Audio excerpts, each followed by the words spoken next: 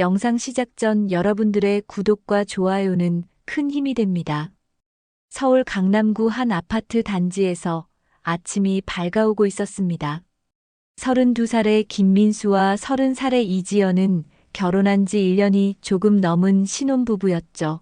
민수는 대기업 해외사업부에서 근무하는 과장이었고, 지연은 같은 회사는 아니지만 역시 대기업 기획팀에서 일하는 대리였습니다. 아침 7시 민수는 지연보다 먼저 일어나 부엌에서 아침 준비를 시작했어요.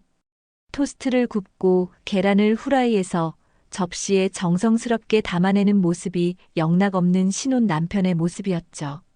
지연이 잠에서 깨어나 부엌으로 나오자 민수는 웃으며 말했습니다. 자기야, 오늘 일찍 일어났네. 아침 준비 다 했으니까 씻고 와서 먹자. 지연은 민수의 뺨에 가볍게 뽀뽀를 하며 답했어요. 고마워 여보, 맨날 미안해. 나도 해야 하는데 항상 당신만. 아니야, 내가 좋아서 하는 건데 뭘, 우리 지연이 회사에서 힘들게 일하는데 집에서라도 편하게 해줘야지.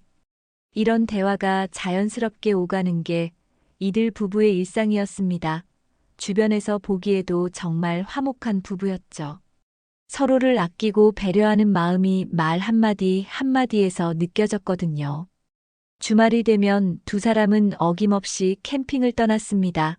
민수가 캠핑 장비를 준비하면 지연이 먹을 거리와 간식을 챙겼죠. 강원도 어느 계곡가에 텐트를 치고 앉아서 라면을 끓여 먹으면서도 둘은 행복해했어요. 여보, 이런 게 진짜 행복한 것 같아. 복잡한 도시를 벗어나서 둘이만 있으니까 마음이 편하다. 지연의 말에 민수도 고개를 끄덕였습니다. 맞아. 우리 매주는 힘들어도 한 달에 한 번씩은 이렇게 나오자. 일상에 지치지 않으려면 이런 여유가 필요해. 명절이 되면 양가 부모님을 모시고 함께 시간을 보내는 것도 이들의 또 다른 일상이었어요. 민수는 장인어른과 장모님을 친아버지 친어머니처럼 모셨고, 지연 역시 시부모님께 정성을 다해 효도했죠. 회사 동료들 사이에서도 이 부부는 모범적인 커플로 유명했습니다. 민수의 동료들은 종종 농담 반 진담 반으로 말했어요. 민수야, 넌 정말 복받았다. 지연이 같은 여자 어디서 또 찾냐. 지연의 동료들도 마찬가지였죠. 지연아, 민수 씨 정말 착하시다. 맨날 회사 앞까지 마중 나오시고 야근할 때마다 도시락까지 싸오시고. 요즘 남자들 중에 저런 분 드물어. 이런 칭찬을 들을 때마다 지연은 수줍게 미소 지으며 답했어요. 그래도 우리 남편이 참 좋긴 해요. 제가 힘들다고 하면 뭐든 다 해주려고 하니까. 실제로 민수는 지연을 위해서라면 뭐든 했습니다. 지연이 몸이 안 좋다고 하면 약국에서 영양제를 사와서 챙겨주고, 회사 일이 힘들다고 하면 저녁에 마사지를 해주기도 했죠. 지연의 회사 근처까지 차로 데리러 가는 것도 민수에게는 당연한 일이었어요. 이렇게 보면 정말 완벽한 부부였습니다. 서로를 사랑하고 존중하며 주변 사람들이 부러워할 만큼 화목한 가정을 꾸려나가고 있었죠. 하지만 이 모든 평온함 속에는 곧 균열이 생기기 시작할 조짐이 숨어 있었습니다. 결혼 1년 반이 지나면서 지연의 일상에 변화가 생기기 시작했습니다. 처음에는 아주 사소한 것들이었죠. 평소보다 조금 늦게 들어오거나 전화를 받지 않는 일이 가끔씩 있었거든요. 민수는 처음에는 별로 신경 쓰지 않았습니다. 회사 일이 바빠지면 그럴 수 있는 거라고 생각했죠. 어느 날 저녁 8시가 넘어서야 집에 돌아온 지연은 현관문을 열자마자 한숨을 깊게 쉬었어요. 민수가 거실에서 맞아주며 물었습니다. 자기야, 오늘 많이 늦었네. 뭐 특별한 일 있었어? 지연은 가방을 소파에 던지며 답했어요. 회사 프로젝트가 미쳤어. 진짜 사람 잡는다. 매일 야근하고 주말에도 나가야 할 판이야. 그래, 그럼 내가 저녁 차려놓을 테니까 씻고 와서 먹자. 오늘 지연이 좋아하는 된장찌개 끓였어. 지연은 고마워하며 욕실로 향했습니다.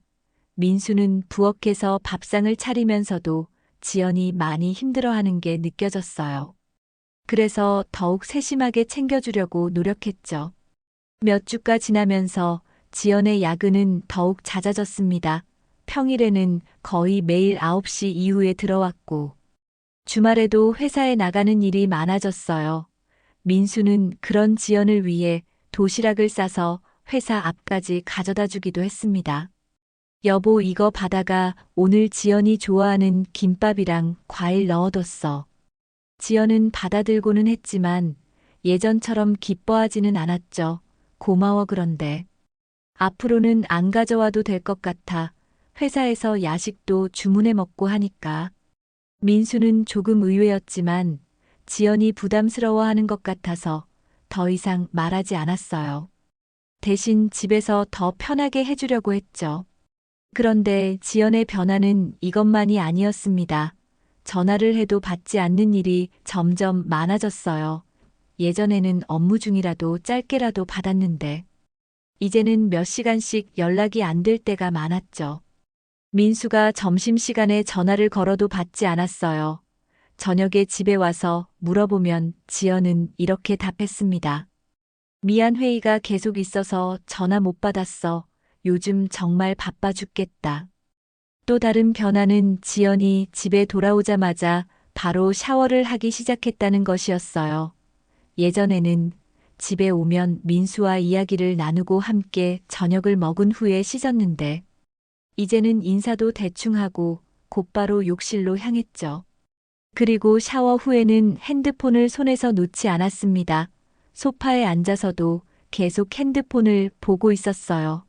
민수가 말을 걸어도 대답은 하지만 시선은 여전히 핸드폰 화면에 고정되어 있었죠.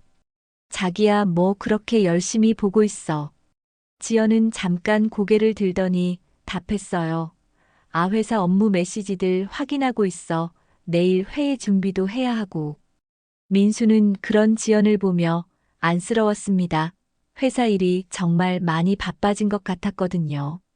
그래서 더욱 집안일을 혼자 처리하려고 했죠. 설거지도 빨래도 모두 민수가 담당했어요. 어느 날 회사에서 지연에게 평일 대체 휴무가 나왔습니다. 수요일 하루 쉬라는 공지가 내려온 거죠. 민수는 그날 아침 지연과 함께 늦잠을 자고 브런치라도 먹자고 제안했어요. 자기야, 오늘 쉬는 날이니까 우리 오랜만에 늦게 일어나서 맛있는 거 먹으러 가자. 하지만 지연은 평소처럼 일찍 일어나 출근 준비를 하고 있었습니다. 거래처 미팅이 있어서 어쩔 수 없이 출근해야 한다고 말했죠. 미안해 여보, 원래 쉬는 날이었는데 갑자기 중요한 거래처에서 미팅 잡혔어. 못 빠질 것 같아. 민수는 아쉬워하면서도 이해한다고 말했습니다. 그렇구나. 그럼 저녁에 일찍 들어와서 맛있는 거 먹자. 지연은 고마워하며 평소처럼 정장을 입고 집을 나섰어요. 하지만 민수는 이상한 느낌을 지울 수 없었습니다. 뭔가 예전의 지연과는 다른 분위기였거든요. 지연이 출근한다며 집을 나간 지 1시간쯤 지났을 때였습니다. 민수는 회사에서 업무를 보던 중 동료 한 명이 던진 말에 귀가 번쩍 뜨였어요. 아, 민수야, 너네 와이프 회사 오늘 휴무 아니야? 우리 회사랑 거래하는 곳인데 오늘 전체 휴무라고 연락 왔던데.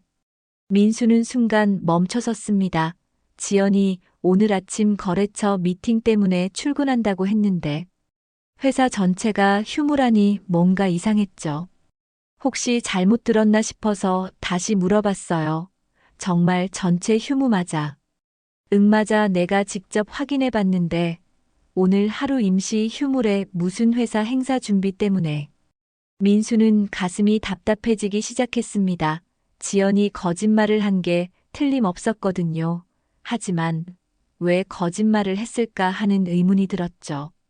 혹시 민수와 함께 있기 싫어서 그런 건 아닐까 하는 생각도 들었어요. 점심시간이 되자 민수는 지연에게 전화를 걸어봤습니다. 평소라면 바로 받지 않더라도 나중에라도 연락이 왔는데 이번에는 아예 연락이 없었어요. 오후 내내 전화를 여러 번 걸어봤지만 계속 통화 중이거나 받지 않았습니다. 저녁 8시가 넘어서야 지연이 집에 돌아왔어요. 평소보다 조금 일찍 들어온 편이었죠. 민수는 최대한 자연스럽게 물어봤습니다. 자기야, 오늘 일찍 들어왔네. 거래처 미팅 어떻게 됐어? 지연은 잠깐 당황하는 기색을 보이더니 대답했어요. 아, 그냥 생각보다 빨리 끝났어. 별로 중요한 내용은 아니었나 봐. 민수는 더 이상 묻지 않았습니다. 하지만 마음속으로는 확신이 서고 있었어요. 지연이 분명히 거짓말을 하고 있다는 걸 알 수 있었거든요. 그날 밤 지연이 잠든 후 민수는 잠들지 못하고 계속 생각했습니다. 지연이 왜 거짓말을 했을까? 혹시 다른 사람을 만난 건 아닐까 하는 의심이 들기 시작했죠. 하지만 아직은 확신할 수 없었어요. 다음 날 아침 민수는 중요한 결심을 했습니다. 지연의 차에 설치해둔 서부 블랙박스를 확인해 보기로 한 거죠. 사실 민수는 몇 개월 전에 지연 몰래 블랙박스를 하나 더 설치해둔 상태였어요. 안전을 위해서라고 스스로를 합리화했지만 지금 생각해보니 무의식적으로 불안감을 느끼고 있었던 것 같았습니다. 민수는 회사에서 일하면서도 계속 그 생각만 했어요. 퇴근 후 집에 와서 지연이 외출한 틈을 타서 블랙박스 영상을 확인해 보기로 마음먹었죠. 동시에 차량 GPS 기록도 연동해서 지연이 실제로 어디에 갔는지 확인할 수 있을 것 같았어요. 하지만 막상 확인하려니 망설여졌습니다. 아내를 의심한다는 게 쉬운 일은 아니었거든요. 만약 아무것도 아닌 일이라면 지연에게 미안한 마음이 들 것 같았죠. 하지만 이 의심을 그냥 넘기기에는 너무 이상한 점들이 많았어요. 며칠 더 지켜본 후 민수는 결심했습니다. 진실을 알아야겠다고 생각했죠. 지연이 또다시 이상한 핑계를 대고 나간다면 그때 블랙박스를 확인해 보기로 했어요. 서로 나쁜 결과가 나와도 모른 채 살아가는 것보다는 나을 것 같았거든요. 민수는 컴퓨터를 켜고 블랙박스 프로그램을 실행시켰습니다. 아직 영상을 재생하지는 않았지만 마음의 준비는 하고 있었어요. 곧 모든 진실이 드러날 거라는 예감이 들었죠. 지연이 또다시 회사 일이 있다며 토요일 아침 일찍 나간 지 1시간이 지났습니다. 민수는 더 이상 망설이지 않기로 했어요. 컴퓨터 앞에 앉아서 블랙박스 프로그램을 실행시켰죠. 손이 떨리는 게 느껴졌지만 이제는 알아야 할 때라고 생각했습니다. 며칠 전 지연이 거짓말을 했던 그 수요일 영상부터 확인하기 시작했어요. 아침 9시경 지연이 집에서 출발하는 모습이 화면에 나타났습니다. 평소처럼 정장을 입고 가방을 든 모습이었죠. 하지만 회사 방향으로 가지 않고 다른 곳으로 향하고 있었어요. 10여 분 정도 운전하던 지연이 갑자기 전화를 받았습니다.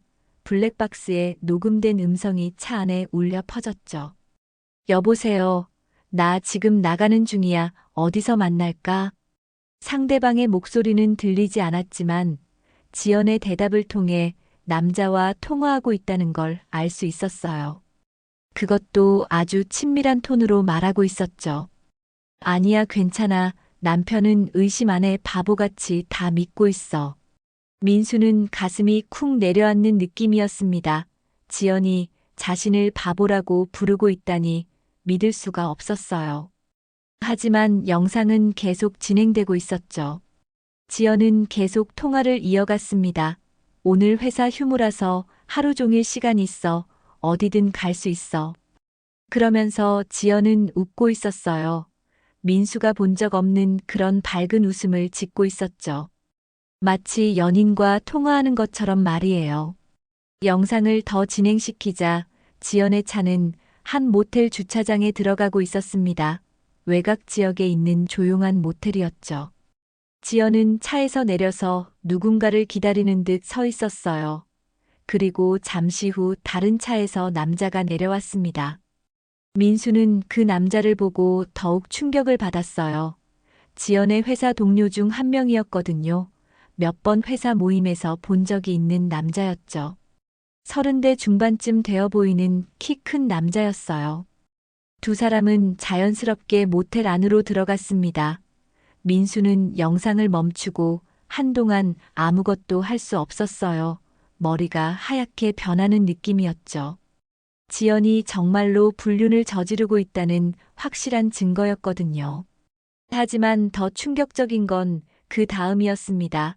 오후 4시경 두 사람이 모텔에서 나오는 모습이 화면에 나타났어요. 지연은 만족스러운 표정으로 웃고 있었죠. 그리고 차 안에서 또다시 나눈 대화가 블랙박스에 고스란히 녹음되어 있었습니다. 솔직히 남편이랑 할 때보다 너랑 할 때가 훨씬 좋아. 진짜 달라. 남자의 목소리도 들렸어요. 그 멍청한 남편은 내가 불쌍해서 다 봐주는 줄 알겠지. 지연이 웃으며 답했죠. 오늘 너무 좋았어. 다음에도 또 하자. 응. 민수는 컴퓨터 앞에서 주저앉을 뻔했습니다. 아내가 다른 남자와 나눈 대화를 직접 들으니 심장이 찢어지는 것 같았어요. 특히 자신을 멍청하다고 부르는 말을 들으니 분노가 치밀어 올랐죠. 그날 밤 지연이 잠든 후 민수는 지연의 휴대폰을 확인했습니다. 평소에는 절대 하지 않았던 일이었지만 이제는 모든 진실을 알아야 한다고 생각했어요. 지연의 휴대폰에는 잠금이 걸려 있었지만 민수는 지연의 생일을 입력해서 쉽게 풀 수 있었죠. 메시지함을 확인하니 충격적인 내용들이 가득했습니다. 3달 전부터 그 남자와 개인적인 연락을 주고받고 있었어요. 처음에는 업무 관련 대화였지만 점점 사적인 이야기로 변해갔죠. 사진첩에는 더욱 충격적인 사진들이 저장되어 있었습니다. 호텔 객실에서 찍은 투샷 셀카와 침대 위에서 장난치는 사진들이 있었어요. 지연의 얼굴에는 민수가 본 적 없는 행복한 표정이 가득했죠. 민수는 모든 증거를 정리하며 계획을 세웠습니다. 이제 더 이상 모른 척할 수 없었어요. 지연과 그 남자 모두에게 대가를 치르게 해야 한다고 생각했죠. 민수는 일주일 동안 신중하게 계획을 세웠습니다.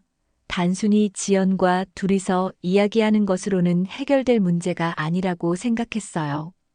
지연의 부모님께도 딸이 어떤 일을 저질렀는지 알려드려야 한다고 마음먹었죠.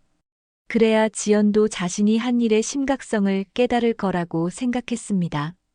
토요일 오후 민수는 장인어른과 장모님께 전화를 드렸어요. 평소보다 조금 더 정중한 목소리로 말했죠. 아버님, 안녕하세요. 혹시 내일 시간 되시면 저희 집에 잠깐 오실 수 있을까요? 지연이한테 말씀드리고 싶은 게 있어서요. 장인은 민수의 진지한 목소리를 듣고 뭔가 중요한 일인 것 같다고 생각했습니다. 그래, 민수야, 무슨 일인지 모르겠지만 내일 오후에 어머니랑 같이 갈게. 고맙습니다, 아버님. 그럼 내일 3시쯤 뵙겠습니다. 민수는 전화를 끊고 나서 컴퓨터를 켜고 블랙박스 영상을 다시 한번 확인했어요. 모든 결정적 순간들을 편집해서 하나의 파일로 만들어 놓았죠. 지연이 모텔에 들어가는 장면과 나오는 장면, 그리고 가장 중요한 음성 녹음 파일까지 모든 증거를 준비했습니다. 일요일 오후 3시 정각에 장인과 장모가 집에 도착했어요. 평소와 다름없이 웃으며 인사를 나누었죠. 장모님은 과일을 사와서 민수에게 건네주며 말했습니다. 민수야, 우리 지연이 요즘 회사 일이 많아서 힘들다면서 집에서 고생이 많지. 아닙니다, 어머님. 제가 할 수 있는 건 다 해드리고 있어요. 민수는 최대한 평정심을 유지하려고 했습니다. 곧 모든 게 드러날 텐데. 지금부터 감정이 격해지면 안 된다고 생각했거든요. 세 사람은 거실 소파에 앉아서 차를 마시며 이야기를 나누었어요. 지연은 이때까지도 자신에게 무슨 일이 생길지 전혀 모르고 있었습니다. 친구들과 만나서 쇼핑을 하고 온다며 오후 늦게 외출한 상태였죠. 민수는 지연이 돌아올 시간을 계산해서 부모님을 모셨던 거예요. 4시쯤 되자 민수는 조심스럽게 말을 꺼냈습니다. 아버님, 어머님. 사실 오늘 모시고 싶었던 이유가 있습니다. 지연이에 대해서 말씀드리고 싶은 게 있어서요.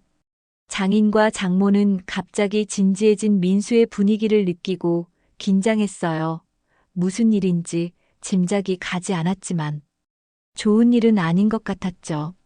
민수는 미리 준비해둔 노트북을 거실 테이블 위에 올려놓고 텔레비전과 연결했습니다. 그리고 장인과 장모에게 말했어요. 보여드릴 게 있습니다. 지연이가 며칠 전에 한 일인데요. 직접 보시는 게 나을 것 같아요. 화면에 블랙박스 영상이 재생되기 시작했습니다. 처음에는 지연이 평범하게 운전하는 모습이었지만 곧 전화를 받으면서 하는 말들이 들려왔죠. 남편은 의심 안에 바보같이 다 믿고 있어. 라는 지연의 목소리가 거실에 울려 퍼졌습니다.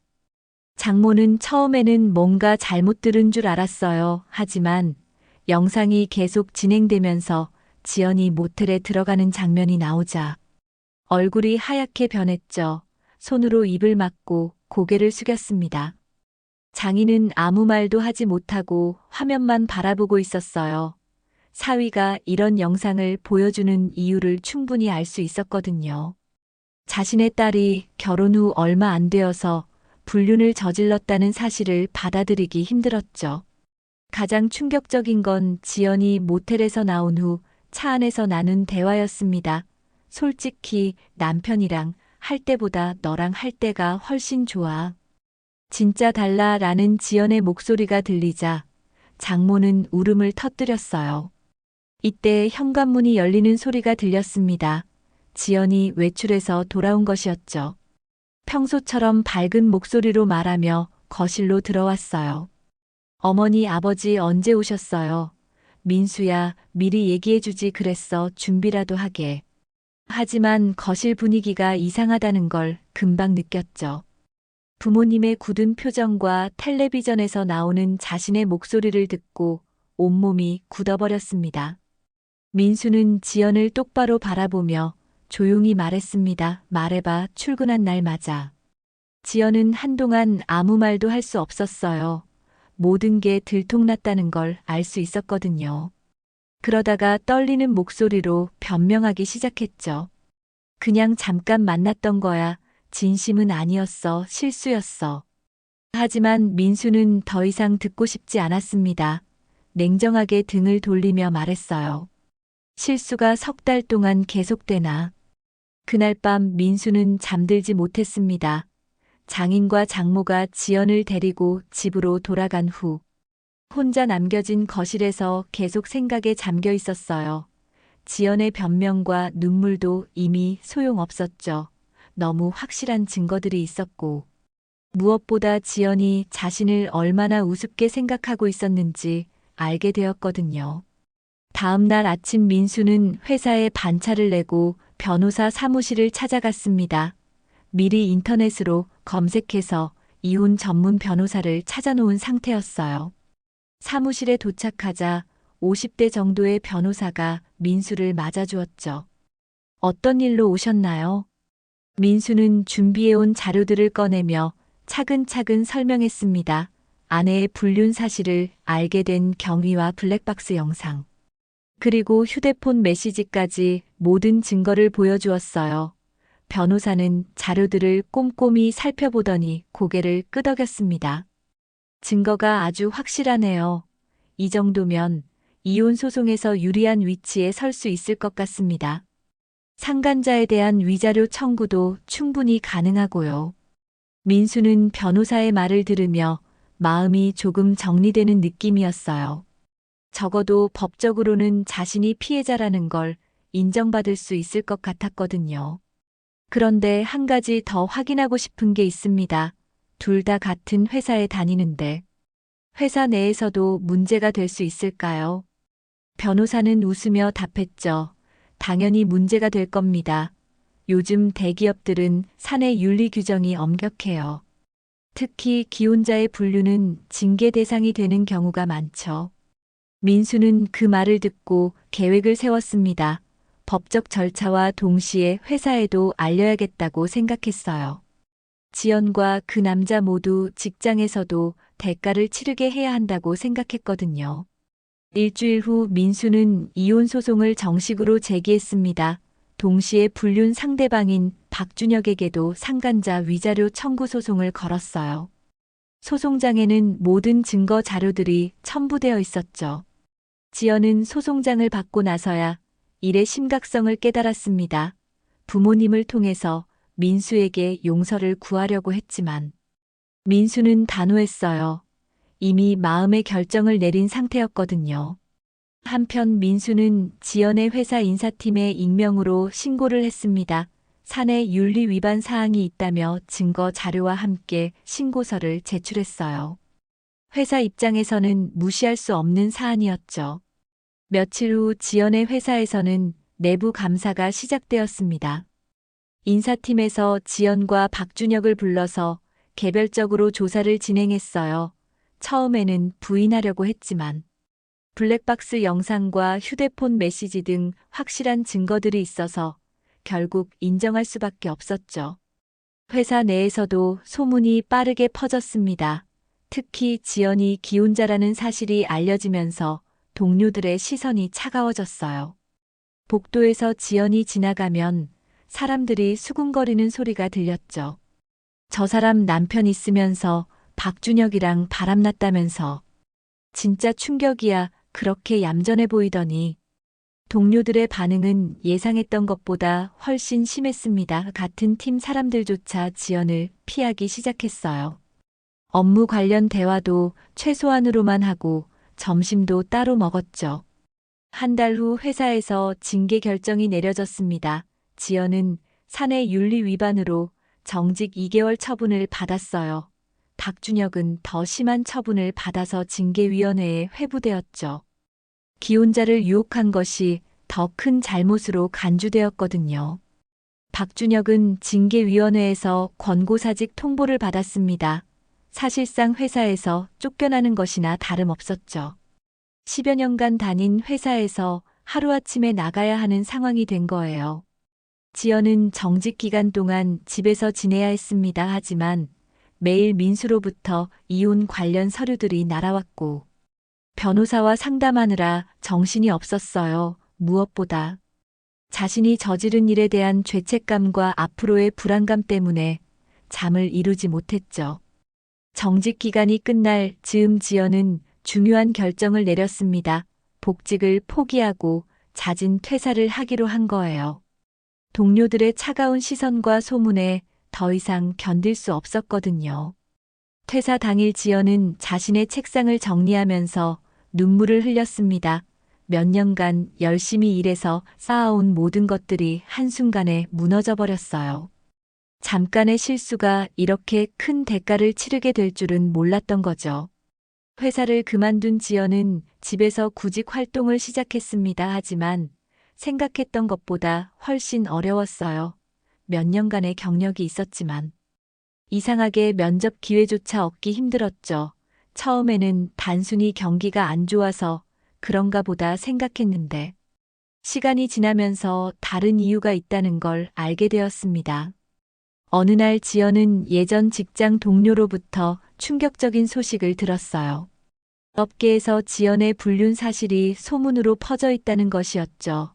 사람들 사이에서 기혼자면서 바람을 피웠다는 이야기가 돌고 있었고, 특히 인사 담당자들 사이에서는 윤리적 문제가 있는 사람으로 낙인 찍혀 있었습니다. 지연아, 솔직히 말하면 너 채용하기 힘들 것 같아. 이미 소문이 많이 돌았거든. 회사 입장에서는 리스크가 너무 커. 동료의 말을 듣고 지연은 절망했습니다. 자신이 저지른 일이 단순히 개인적인 문제로 끝나지 않는다는 걸 깨달았거든요. 사회적으로도 매장당한 상황이었죠. 한편 박준혁의 상황도 마찬가지였습니다. 권고사직 후 여러 회사에 이력서를 넣었지만 번번이 탈락했어요. 면접까지 가는 경우도 있었지만 마지막 단계에서 떨어지는 일이 반복되었죠. 나중에 알고 보니 레퍼런스 체크 과정에서 전 직장의 퇴사 사유가 문제가 되고 있었습니다. 박준혁은 점점 초조해졌어요. 저축해둔 돈도 얼마 없었고 월세와 생활비 때문에 경제적 압박을 느끼고 있었거든요. 무엇보다 자신의 경력에 큰 흠집이 생겼다는 사실이 받아들이기 힘들었죠. 그런데 더 큰 문제는 지연과 박준혁 사이의 관계였습니다. 처음에는 서로 위로하며 이 위기를 함께 극복해 보려고 했어요. 하지만 현실적인 문제들이 쌓이면서 둘 사이에도 균열이 생기기 시작했죠. 지연은 박준혁에게 원망스러운 마음을 갖기 시작했습니다.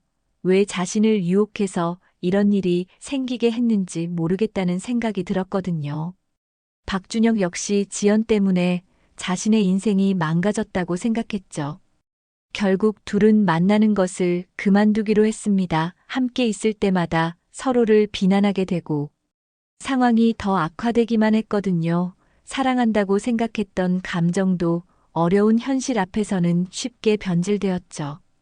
지연은 원룸으로 이사를 했습니다. 이혼 소송이 진행되면서 재산 분할 때문에 기존 아파트에서 나와야 했거든요. 좁은 원룸에서 혼자 지내면서 지연은 매일 후회했습니다. 그냥 설렜을 뿐인데 이럴 줄 몰랐어. 지연은 거울을 보며 자신에게 말했어요. 민수가 얼마나 좋은 남편이었는지 잃고 나서야 깨달았죠. 안정적인 직장도 따뜻한 가정도 모든 걸 잃고 나니 과거가 그리워졌습니다. 몇 번 민수에게 연락을 시도해봤지만 이미 번호가 차단되어 있었어요. 민수의 직장으로 전화를 걸어봐도 받지 않았죠. 지연의 부모님을 통해서도 연락을 시도했지만 민수는 완전히 마음을 닫은 상태였습니다. 박준혁도 비슷한 상황이었어요. 30대 중반의 나이에 직장을 잃고 새로운 시작을 해야 하는 상황이 막막했죠. 게다가 업계에서의 평판도 좋지 않아서 이전과 같은 조건의 일자리를 찾기는 어려웠어요. 시간이 지나면서 두 사람 모두 심리적으로 무너져 갔습니다. 지연은 우울증 증세를 보이기 시작했고 박준혁은 술에 의존하게 되었죠. 잠깐의 즐거움을 위해 모든 것을 잃었다는 현실을 받아들이기 힘들었거든요.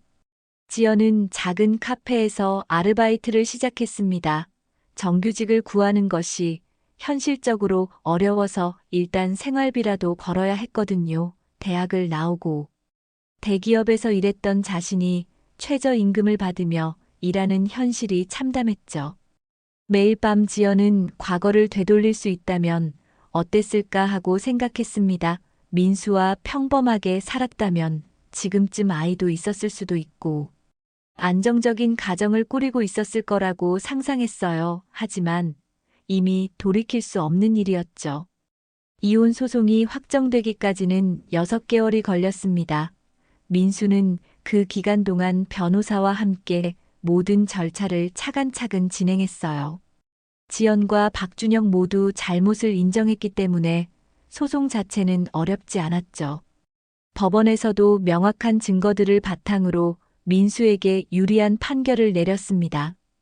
재산 분할에서 민수는 아파트를 비롯한 대부분의 재산을 가져갈 수 있었어요.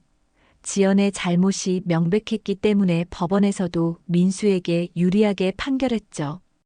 위자료로는 지연에게서 5천만 원을 박준혁에게서는 3천만 원을 받았습니다. 민수는 이혼이 확정된 후 아파트를 정리하기 시작했습니다. 지연과 함께 살았던 공간에서 더 이상 생활할 수 없었거든요. 모든 가구와 생활용품들을 보면 과거의 기억들이 떠올랐죠. 행복했던 때도 있었지만 이제는 모두 아픈 기억으로 남아 있었습니다. 새로운 집은 한강 근처의 조용한 동네에 있는 투룸 아파트였어요. 크기는 이전보다 작았지만 민수 혼자 살기에는 충분했죠. 무엇보다 새로운 환경에서 새로운 시작을 하고 싶었습니다. 이사를 마치고 나서 민수는 자신만의 공간을 만들어 나갔어요. 거실에는 큰 책장을 놓고 평소에 읽고 싶었던 책들을 사서 채워 넣었죠. 예전에는 지연과 함께 보던 텔레비전 대신 작은 화면으로 바꿨습니다. 혼자 보기에는 그 정도면 충분했거든요. 민수는 다시 운동을 시작했습니다. 결혼 후에는 지연과 함께 보내는 시간이 많아서 헬스장에 가는 일이 줄어들었는데, 이제는 시간이 많았죠. 매일 저녁 퇴근 후 헬스장에 가서 1시간씩 운동했습니다. 몸을 움직이면서 복잡한 생각들을 잊을 수 있었어요.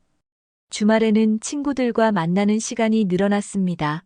결혼 후에는 친구들과의 만남이 줄어들었는데, 이제는 오히려 친구들이 민수를 챙겨주려고 했죠. 민수의 상황을 알고 있던 친구들은 자주 연락해서 함께 시간을 보내자고 했어요. 민수야, 너무 혼자 있지 마. 우리랑 같이 등산이라도 가자. 고마워. 요즘 정말 친구들이 고마워. 혼자 있으면 이상한 생각만 하게 되거든. 친구들과 함께 등산을 가거나 술을 마시면서 민수는 조금씩 마음의 안정을 찾아갔습니다. 물론 완전히 잊을 수는 없었지만 예전처럼 분노나 배신감에 사로잡혀 있지는 않았어요. 회사에서도 민수는 일에 더욱 집중했습니다. 개인적인 일로 힘들어하는 모습을 보이지 않으려고 노력했죠. 동료들은 민수의 상황을 대충 알고 있었지만 굳이 묻지 않았어요. 대신 업무적으로 더 많은 지원을 해주었습니다.